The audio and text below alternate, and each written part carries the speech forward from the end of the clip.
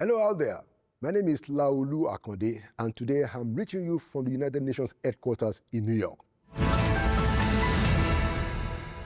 But first, here's my take for today entitled, In Diplomacy, Presence is Power and Absence is Notice. President Bola Ahmed Tinubu is going to be absent at the United Nations General Assembly for the second time. Currently, Nigeria doesn't have ambassadors in its well over 100 diplomatic missions across the world, including here at the United Nations. No permanent representative since 2024. And now, world leaders are gathering as from Tuesday here in New York, the largest gatherings of heads of state and government on the earth. And it happens once every year. But guess what? President Bola Ahmed Tinubu is going to be absent just like he was last year. For context, President Buhari attended every General Assembly meeting of the United Nations for the 8 years he was in office. So this is a serious matter because in diplomacy, presence is power and absence is notice. It was a former UN Secretary of State who said, if you are not at the table in the international system, you are going to be on the menu. Here in New York, leaders from all over the world are converging to define their country's place in the world.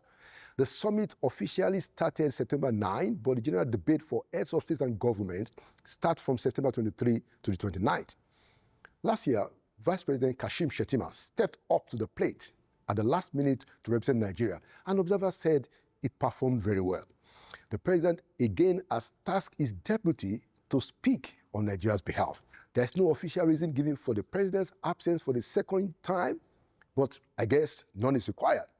What some retired and serving diplomats worry about is that Nigeria is missing out on the world's largest multilateral gathering where leaders often deepen relationships and advance their country's interest. Not that the vice president doesn't represent the country, but presidents open doors that vice president cannot. Why does it matter? The General Assembly is more than a week of speeches. It's the world's largest marketplace practically and diplomatically. Behind the cameras, presidents and heads and prime ministers hold private meetings where serious deals are initiated, security partnerships are shaped, and multilateral funding unlocked. For Nigeria, a handshake in New York can accelerate deals that might otherwise take years or decades, if ever.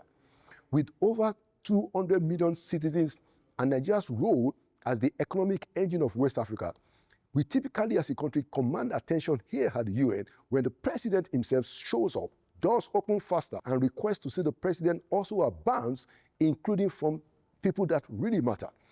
Nigerians have noticed a president who frequently travels internationally. That's President Tinubu. But now, he has kept hunger for 2 years in a row. Is it that the president is prioritizing domestic challenges over attending the world's largest diplomatic forum?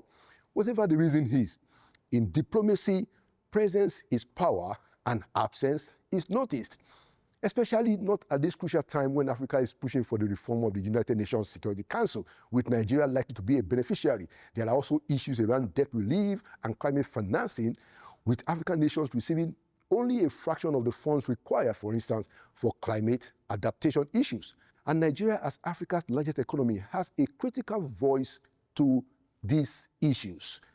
Nigeria's absence, with the president's absence, makes the matters a little bit dicey. So while other world leaders debate conflicts, climate change, and global economic reforms, international security on the global stage, one of Africa's most influential presidents is not in the room for 2 years running.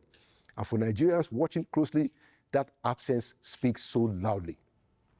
The Vice President Shettima will try his best. He will do it very well.